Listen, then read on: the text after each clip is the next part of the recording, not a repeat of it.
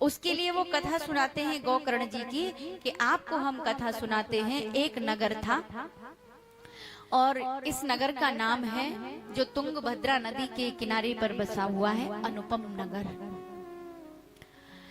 तुंगभद्रा, जिसके द्वारा कल्याण हो, जो कल्याण का माध्यम हो, वो है अनुपम नगर।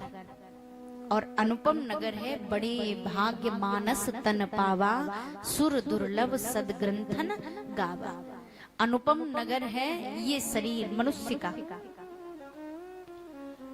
इसमें चारों वर्णों के लोग रहते हैं, चारों प्रकार के। यानी इस मनुष्य शरीर में कोई ज्ञानी बनकर के ब्राह्मणत्व को प्राप्त कर रहा है, कोई व्यापारी बनकर के वैश्य बन रहा है, कोई सेवा करके शूद्र बन रहा है, तो कोई भुजा के संरक्षण दे करके क्षत्रिय बन रहा है। लेकिन इसी एक शरीर में, क्योंकि ये जो शरीर है ना, चारों हैं।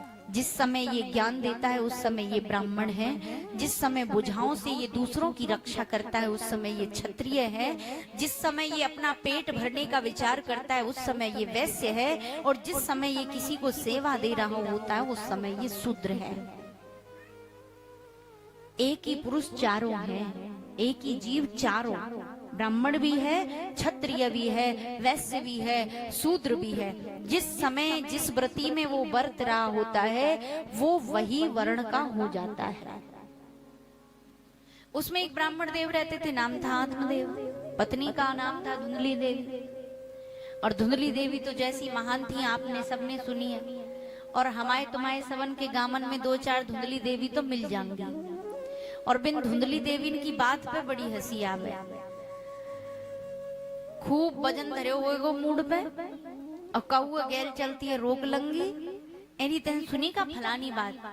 बैस तो लाली चुगलई कर वो पाप हुए, चुगलई करनी न चाहिए, पर सांची कहवे थे चूकन होना चाहिए। और 2 घंटा तक वो बातन में लगा रखी, और 2 घंटा सबरे गांव की चुगलई करके फिर कह रही है, ए हमन ने कायरी, हम क्यों पे मूड पे पाप धर रहे, भाड़ में जान दे, तू पे घर जा, मैं पे घर जा।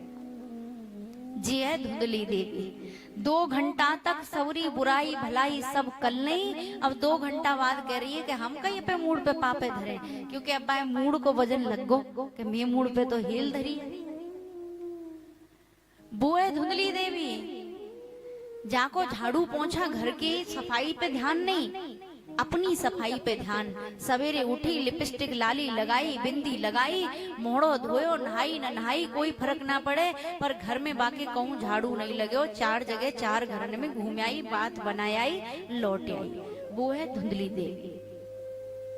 जाने कब वो अपने जीवन में व्रत के नाम पे डबल भूख लगवे लग जाए। जैसी बातें कोई कह रही तू व्रत रख लियो, ओ मैया मैं तो मरी भूख के मारे, आज तो मुझे ज्यादा ही भूख लग रही है। वो है धुंधली देवी। व्रत से जिसका सम्मान कभी भी संबंध न हो, साफ सफाई से जिसका कभी संबंध न हो, भक्ति से जिसका कभी संबंध न हो, भलाई से जिसका कभी संबंध न हो, वही है धुंधली देवी।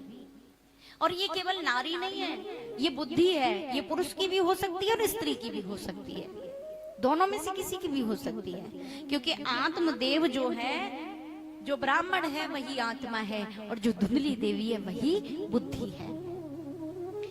और बुद्धि ये कौन से कोष में है?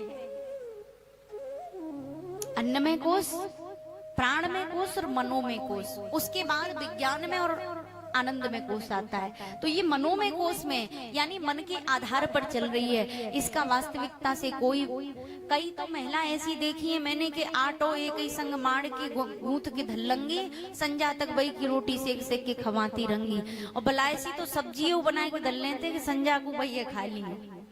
तो जितनो आलस जामे घुसरो हुए कि वो रोटी तक को घर बारे बनाए कि न दे सके, अपने घर की साफ सफाई न कर सके, वो ये धुंधली देवी। पंडित जी परेशान, बनते हतनाए कबो, तो बिन के घर में कबो संतान नहीं भई।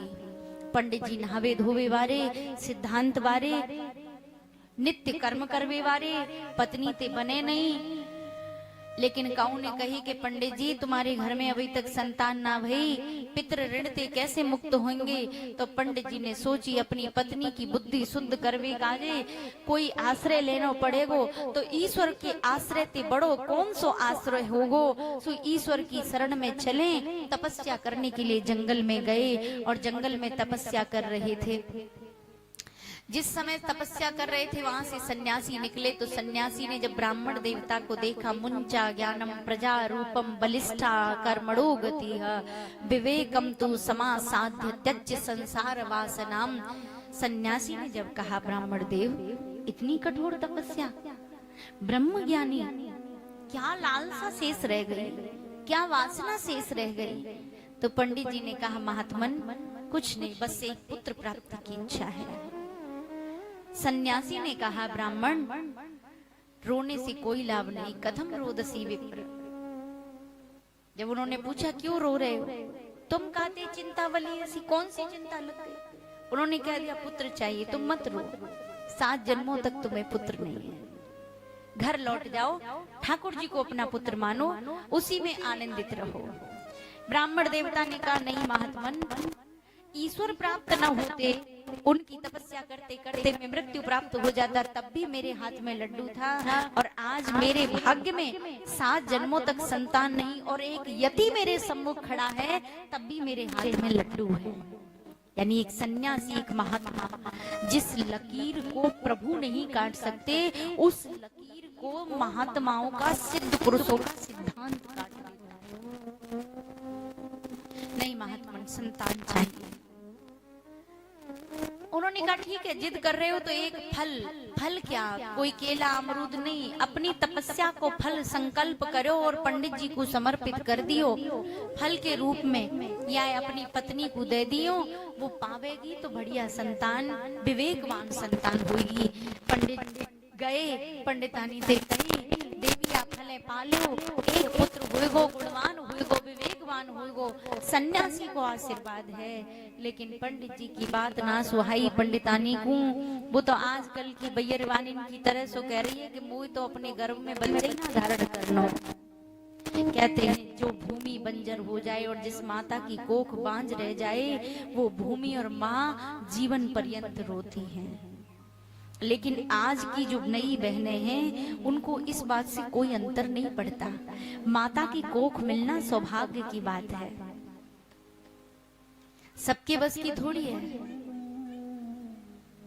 एक नारी का जीवन मिला है, केवल और केवल एक नारी में इतनी शक्ति है कि वो अपने रक्त से एक जीव को बना सकती है, और वो उस रक्त का सदुपयोग न करे, एक जीव का निर्माण अपने जीवन में नहीं कर पाए। पहली माताएं कितना विलाप, कितने प्रयास करती थी। धुंधली देवी कह रही है ना मैं तो नहीं करूं, और बाने कही कि भैया या फल को का करूं, अगर पुत्र भी ना भयो तो पंडित जी घर से निकाल देंगे, क्योंकि अब तो अति है गई। तो बहन के पास मूड फोर भी लगी, तो बहन ने कही एक काम कर रही, तू मुझको धन दे दियो, मैं तो को लाला दे दूंगी, क्योंकि मैं गर्भवती हूँ, और तू जा फल उठा और गैया को खवा दे।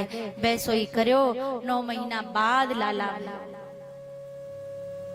कुछ लोग प्रश्न करते हैं ऐसा कैसे हो गया कि धुंधली देवी कपड़ों की पोटली बांध करके रहती थी। पहले मर्यादा थी, जब एक स्त्री गर्भवती होती थी तो पुरुषों के सम्मुख नहीं आती थी, कभी भी कोई पुरुष ये नहीं देखता था। आज वो मर्यादाएं समाप्त हो गई, उसी मर्यादा में थी धुंधली देवी, इसलिए पर्दे के पीछे रहते हुए कभी प्रतीत नहीं होने दिया कि मुझे गर्भ है कि नहीं। बहन ने पुत्र दिया, धन दे करके ले लिया, पंडित जी प्रसन्न हुए, नामकरण हुआ, विधाता ने लेखनी मेट दी, मुझे पुत्र दिया है। लेकिन पता नहीं कि जितना उत्साह में उस पुत्र के प्राकट्य दिवस पर हो रहा हूँ उतना ही दुखी होगा, क्योंकि जबरदस्ती जो वस्तु प्राप्त की जाती है वो सुख नहीं देती। जो लोग चोरी करते हैं ना, उनको आपने कभी भी अडानी अंबानी बनते नहीं देखा होगा। जो लोग चोरी करते हैं उनके कभी भी पक्के घर नहीं देखे होंगे। जो लोग ठगी करते हैं, दूसरों को ठगते रहते हैं, दूसरों से हड़पते रहते हैं, लूटते रहते हैं, उनको कभी कर्जे से मुक्त नहीं देखा होगा। वो सदैव कर्जे में डूबे ही रहे। क्योंकि प्रारब्ध से हट करके कोई भी वस्तु हम प्राप्त करते हैं तो वो एक हमारी देसी कहावत है कि चोर को माल मोरी में, यानी कि जो 2 नंबर से कमाया हुआ धन है उसके जाने के बहुत सारे ऐसे रास्ते हैं कि पता भी नहीं चलेगा और चले जाएंगे, लेकिन वो उन्नति नहीं करेगा। धन वही उन्नत करता है जो हमारी मेहनत से कमाया हो। महाराज कुछ ही महीनों बाद एक गौ माता ने एक बच्चे को जन्म दिया। उसके कान गाय के जैसे हैं, संपूर्ण शरीर मनुष्य जैसा है। और जैसे ही देखा पंडित जी प्रसन्न हो गए, कहा 1 भी नहीं कहा 2, दोनों के नामकरण हुए गौकर्ण और धुंधकारी। गौकर्ण पंडितो ज्ञानी धुंधकारी महाखल। एक ही घर में कियत कालेन तऊ जातऊ तरुणो तनया वो। एक ही घर में बड़े पले खेले कूदे, लेकिन दोनों की मनोवृत्ति कैसी है? एक ज्ञानी है और एक चोर है। एक ताश पत्ता खेलता है, जुआरी हो गया, मांस भक्षण करता है, शराब पीता है, और एक बैरागी हो गया। पंडित जी से ये दुर्दशा देखी नहीं गई। पंडित जी बड़े विचलित हुए कि जाते तो हम पे संतान ना होती, जो बढ़िया हो। जीवन में कोई व्यक्ति तन से दुखी हो वो भी उसके लिए उतना भारी नहीं, धन से दुखी हो वो भी उतना भारी नहीं, मन से दुखी हो वो भारी है। क्योंकि मन से ज्यादातर व्यक्ति कब दुखी होता है? जब उसकी संतान सुयोग्य नहीं होती। और जिस व्यक्ति की संतान सुयोग्य न हो उस व्यक्ति का जीवन समस्त साधन होते हुए भी नरक है। इसलिए भगवान संतान चाहे एक दे पर नेक दे।